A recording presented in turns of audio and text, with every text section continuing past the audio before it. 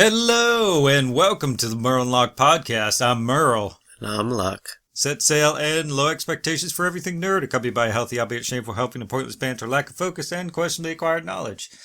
Now, to start us off here, Locke, you had a conversation with our patron, God, right? And you guys got into a discussion about things we would do as children, like some nostalgic things, like some nerdy things that we would get into. And you brought this to my attention, sent me a text, of course, and that way I wouldn't forget because I'm very forgetful. Yeah, so that we could actually discuss these things, and I'm interested. I would like to get some backstory on what kind of things you were into, and I could share mine. And so these things consisted of activities such as participating in trading card games, and another one was Beyblades, and one specifically that you wanted to talk about was wrestling. Yep. Right? That's where it all started. Yeah, so those were the three things, right? I'm pretty sure you sent me three things. Yeah, I only sent you the three things. Those were the main ones until I was told to cease and talk about this for the podcast. So, okay, all right, yeah. So to start us off, well, okay, so let's get this Beyblade thing out of the way first, because I don't think personally, I don't know if I could actually delve too much into it, because although, like, I remember watching the TV show. There's this cartoon associated with it for a while. I don't know how long it was on the air, but I remember watching it. I don't remember anything about the show necessarily. It just, I have no memory of it, but I do remember actually having watched it. But I never collected the Beyblades themselves, like the actual battle tops, Oh, I did. Yeah? Yeah. I would like to hear, like, how into it you actually got. So this was but a young Locke. And Yeah. back in my day, the Beyblades now are not what they used to be. Not at all. There's so much more made out of just a cheap plastic than what they were. They used to have these thick plastic and big fat metal rings, and when those Beyblades battled it out, and when the one break apart, the metal ring would go flying out, and if a kid wasn't careful, yeah, they'd get hurt. But, c'est la vie. Kids should learn a lesson that day. But we used to have these types of challenges to, if you defeated, just like in the show, if you defeated your opponent, you got to take their Beyblade. So, the whole thing. Yep, you'd get to have their whole Beyblade. Some kids would follow this, I had one that was like my champion Beyblade. I can't remember for the life of me what the name of that Beyblade was. Because they all had their names, like the whole lore to it was they had this spirit imbued into the Beyblade. Right, okay. Yeah. And didn't they have, like, this little tabby thing or something that would be on the top and it would, like, pop out or something? Wasn't that a thing? That would also pop out. Okay. All right. Yeah, because I actually got my daughter a Beyblade thing. It was a few years ago, for like a Christmas present or something, just because, I remembered it being a thing, and I saw it on the store shelves, and I was like, oh, maybe she might have fun with that. And so we got them, and yeah, it's like you said, they were kind of cheaply made. They weren't as substantial as what they apparently used to be. Like, I could see that. And I remember we did, like, it came with this little kit, right, where it had the little, half bowl thing where, you shoot your Beyblades into, and to battle it out. And yeah, like, they were kind of crap I mean, the fight would last maybe like less than 10 seconds, you know?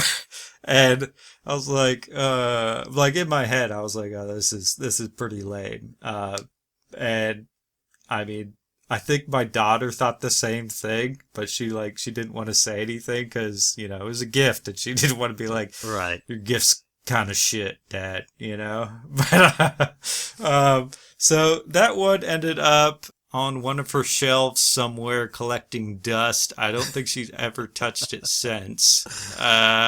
So not she's not particularly interested in it. Maybe the appeal that a lot of kids had when we were younger was the fact that there was a TV show, a very popular TV show associated with it.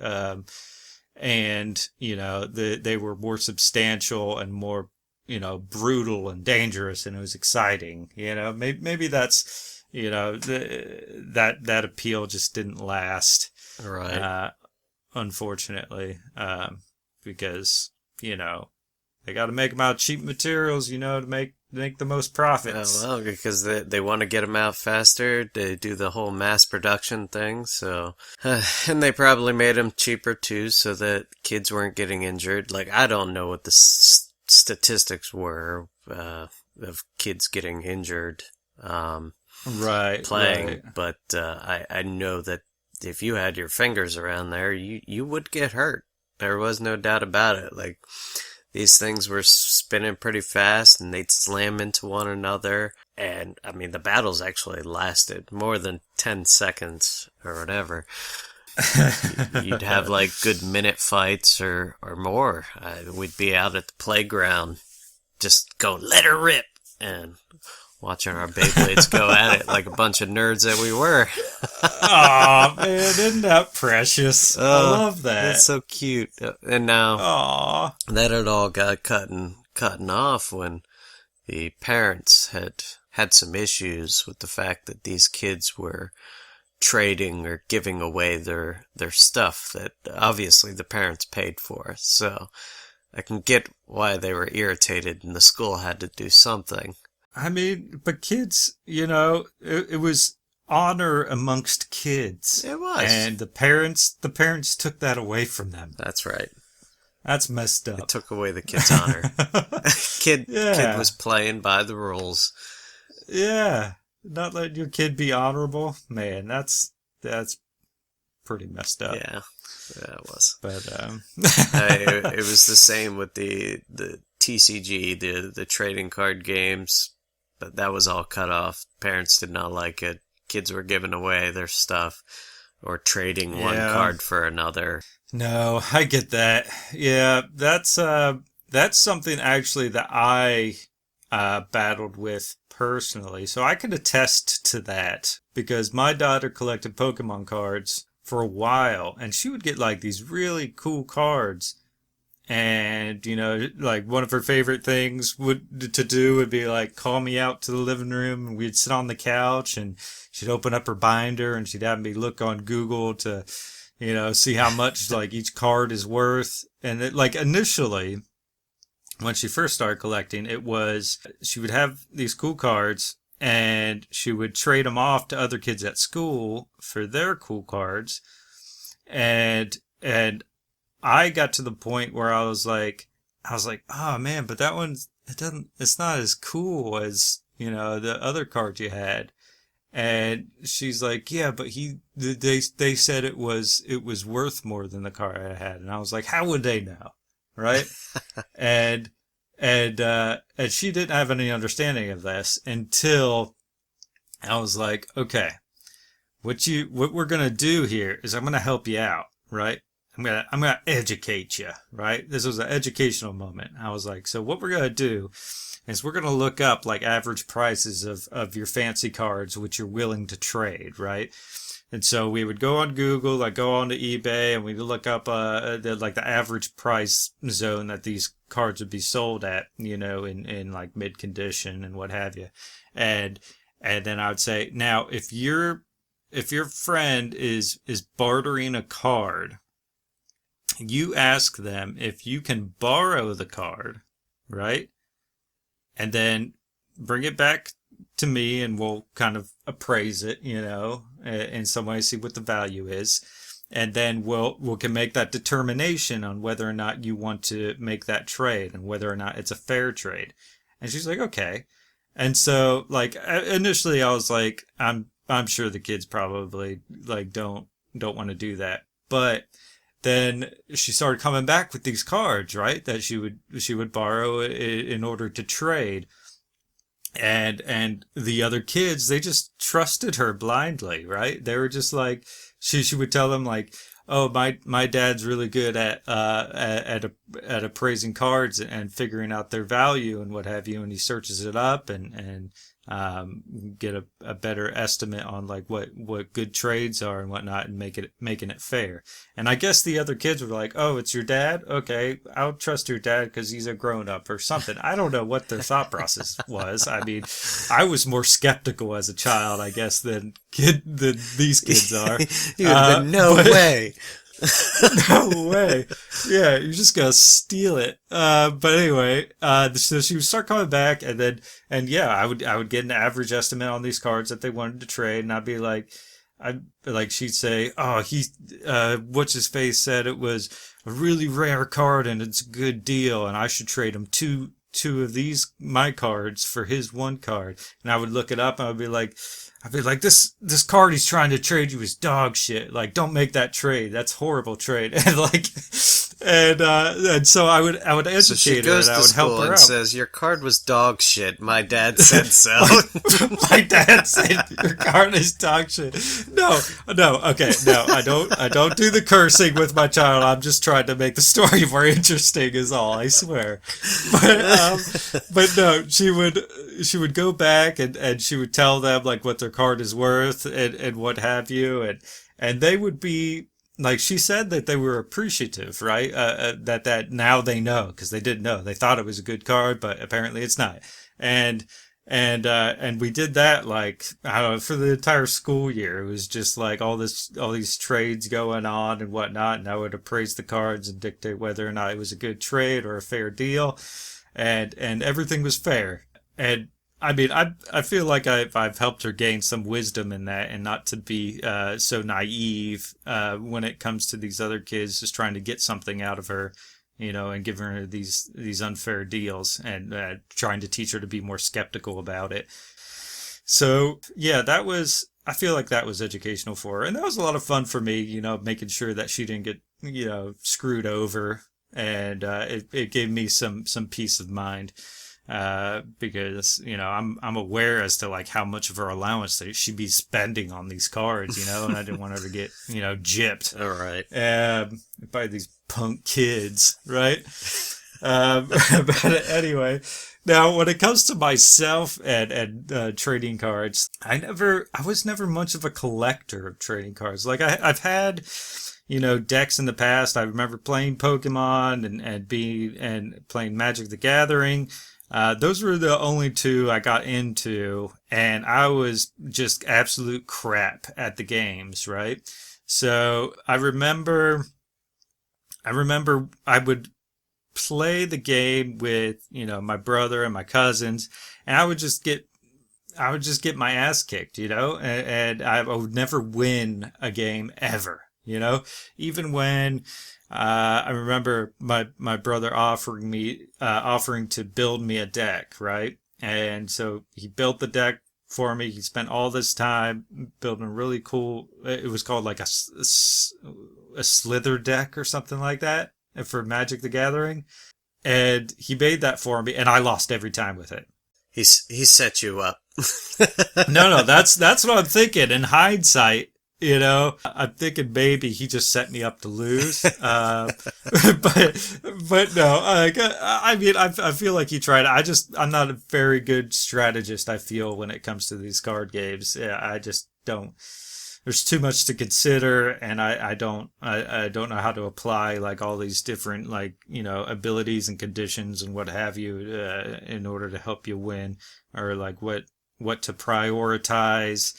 And, I just wasn't very good. And therefore, I didn't collect the cards. It was just, wasn't my thing. I can tell you, I didn't collect Magic. I did however, have Pokemon cards, and I had a lot of Yu-Gi-Oh cards, and it has grown over the years because I got my nephew into it, and then it made me go out and buy these big boxes of cards. And that was my guilty pleasure of spending a lot of money on potentially good cards, and it was all a means to rebuild my old Blue Eyes deck from when I was younger. Yeah, I remember the TV show. I never got into the card game, but I do remember the TV show. I remember I liked it a lot. But Yu-Gi-Oh has changed so much over the years, and what really made me notice how much it has changed is we went to a tournament. Just went to like one of those like comic places. They had a tournament being held. Signed my nephew up. I don't remember if I tried or not, but I watched him, and this kid, first game, he's playing like the new types of decks, like the XYZ Synchro, not Synchro, that's too old at this point. Link monsters, that's the new one.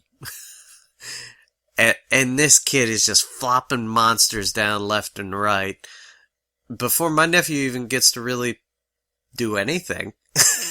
Yeah. It's just like, I throw down this monster and their effects, I get to throw down 3 more monsters, and then I get to merge them together, and I pull out this card, and its effect, it basically killed him. And I was just like, wow, my nephew was like, I never want to do that again. I was like, I don't blame you. I was just like, Yu-Gi-Oh is not what it used to be. I was like, that's not even fun. Like, how do you consider that to be fun? And now my only experience with tournaments, as far as trading card games go, is like I never did it as a kid, and I remember I made a buddy. It was it must have been like at least 6 years ago at this point. But I made a friend.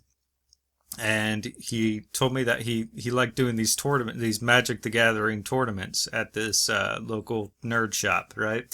And so I was like, okay, whatever. I'm not doing anything. Let's go check it out. And so he takes me there, and we sit out in the car, and we smoke a little, right? And so I'm already, I'm unprepared because I hadn't played the game since I was a child. And I was, a little disoriented from the smoking, right? Things are a little hazy. Yeah. So we go inside and we get set up, and they give us all the booster packs and what have you. And you have to like sit down with all your booster packs, open them up, and you got to make a deck, right? So they're like, open them up, make a deck, grab whatever energy cards or whatever they are, or element cards, and put the ones you need into your deck. And I was like, I don't know what I'm doing. So I open up all these booster packs, and I'm like trying to make sense of it and make a deck, and like all these nerds sitting around, like there's gotta be like at least 20 guys in there, all like flying through, making these decks real quick and whatnot, coming up with strategies in their head. And I'm like, this card looks neat. I'll take that one. And that one looks pretty cool. I'll take that one. And I was like, I don't know what I'm doing. And so I go up to grab my energies, and I'm like, I don't know how many I should take. And I start watching people come up and taking energies and try to get like the average, right? Of like what they're like, how many they're taking roughly. And I'm like, okay. So I just made like a guesstimate, and I grabbed some. And so I sit down for the tournament, and I just get my ass handed to me, bud, by these dudes. And they're all getting frustrated because like I'm so awful, right? And I'm taking so long to take my turn because I'm like, I don't know what to do. and I'm just out of my mind at this point. And man, these these nerds, they're just like they have no patience, right?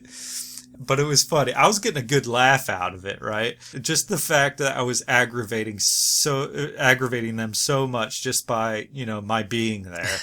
And it was just hilarious to me. But no, I'd go through and like I come in last place, right? And at the end, they hand out the prizes and whatnot. And at the very end, they're like, okay, now for the pity pack, right? And they got the pity booster pack. Yep. And they're like, last place gets the pity pack. Yep. And I was like, awesome, I won a prize, I was like, I'll take it. And we did that. We went to those tournaments like, I think I went to like 3 of them, right? And came in last place, except for the last one. I came in second to last place because I beat somebody else that had even less of an idea of what they were doing than I had. So, yeah, so I did get the pity pack on that one, unfortunately. And, I still have the cards that I collected. I don't know if any of them are any good. I don't think Magic the Gathering cards ever had, like most of the cards, I don't think they have much value simply because, like, the reprints and what have you. Yeah. I don't think there's too much value in those kind of cards. I honestly don't know. But when I was younger, there was no way of really looking up for value and whatnot. At least not that I recall. I mean, we didn't really have a computer yet. I think they had like these books they would sell. Like I would buy a book when I was that young. Yeah, no, I'm pretty sure one of my cousins had, for Pokemon at least, and was like keeping track, the value of cards. But no, it wasn't something I was into personally. But anyway, now I feel like we're running out of time, so I want to move on from trading card games because I feel like we've drilled that into the ground. Right. We'll go to where it all started now.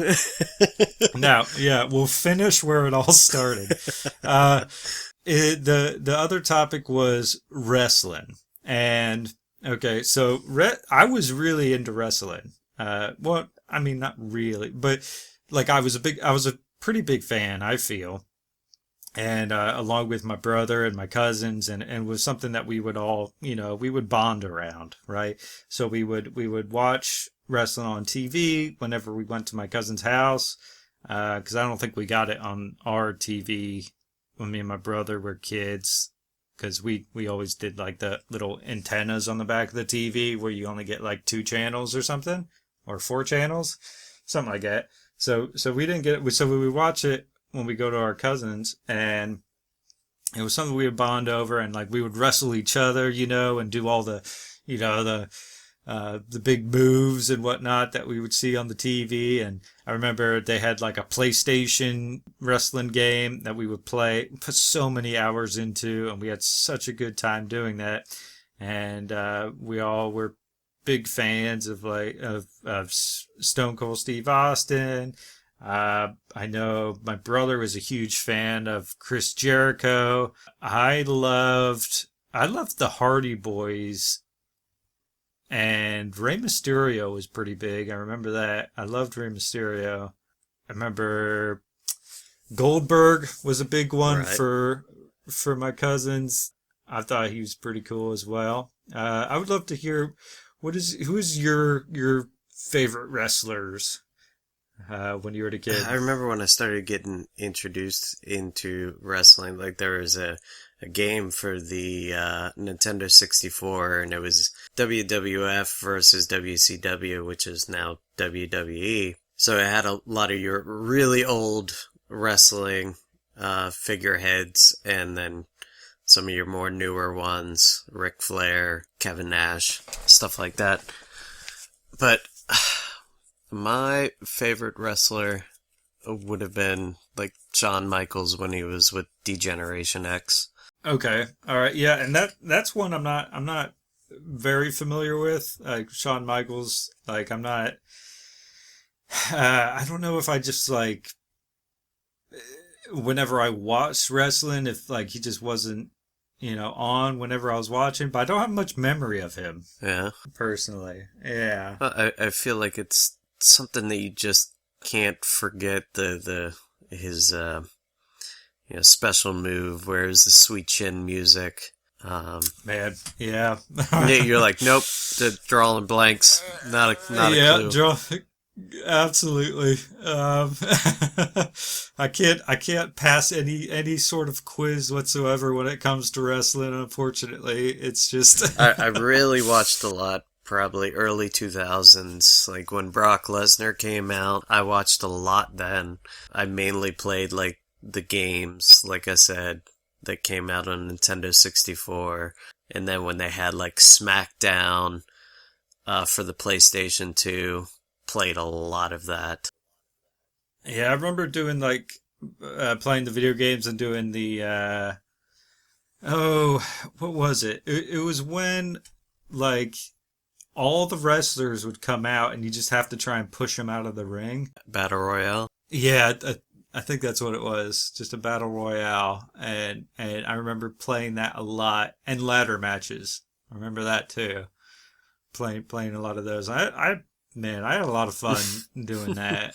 That was pretty exciting. It brings back some memories. Just everything that has to do with wrestling.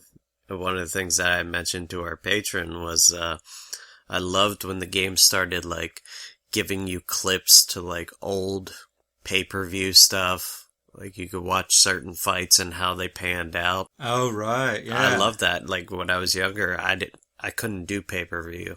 No, me neither. Yeah.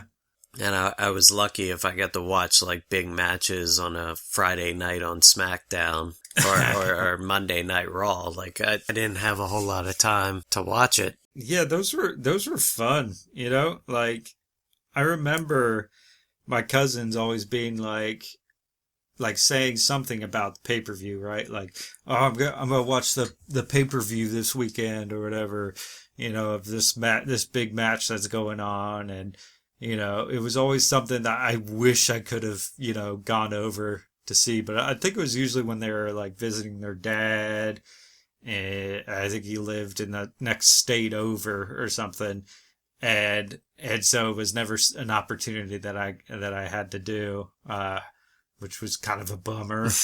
But I took what I could get, which I mean, admittedly, when people talk about wrestling, people around our age, and I end up in the conversation with them, I'm far less knowledgeable than I thought I was, initially. Because I remember as a kid I was surrounding myself with it, but turns out I don't know that much. like all the lore behind it, and like who did what, who was teamed up with who, like alliances that were made, or Right.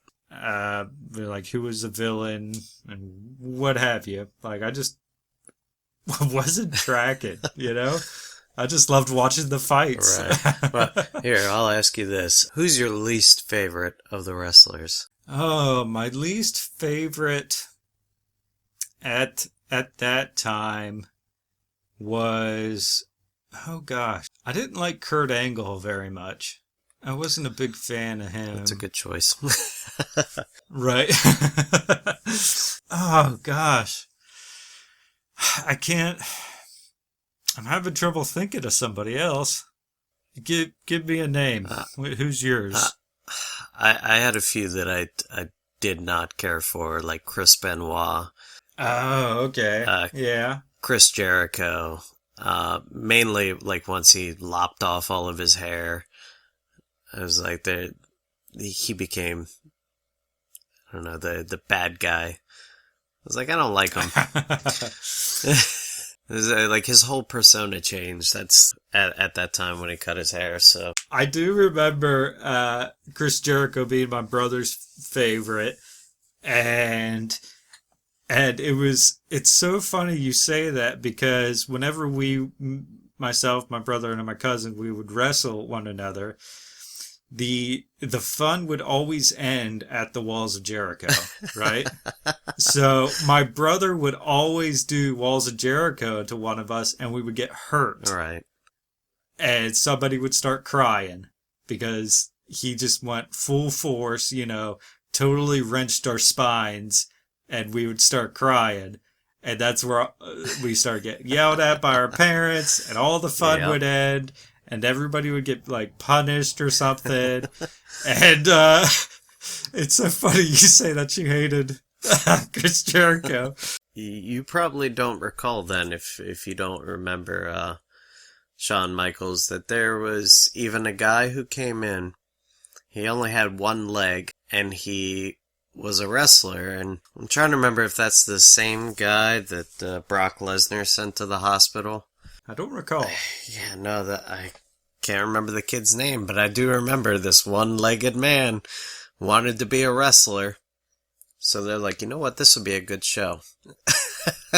So they brought him in and played up this big scenario with him just being tortured by the other wrestlers, especially the bad guy at the time, Brock Lesnar. Oh man, that's awful. Yeah, but all in all, I mean, there was a lot of nerdy stuff that we were into as kids. Oh, absolutely. I feel like we could go on forever, but well, maybe some other time. Unfortunately, yeah, we'll have to end it here. But I mean, I would like to delve more into something if we could get like another suggestion such as this. Maybe we could delve a little bit further into the archives of our childhood memories, and see what comes up.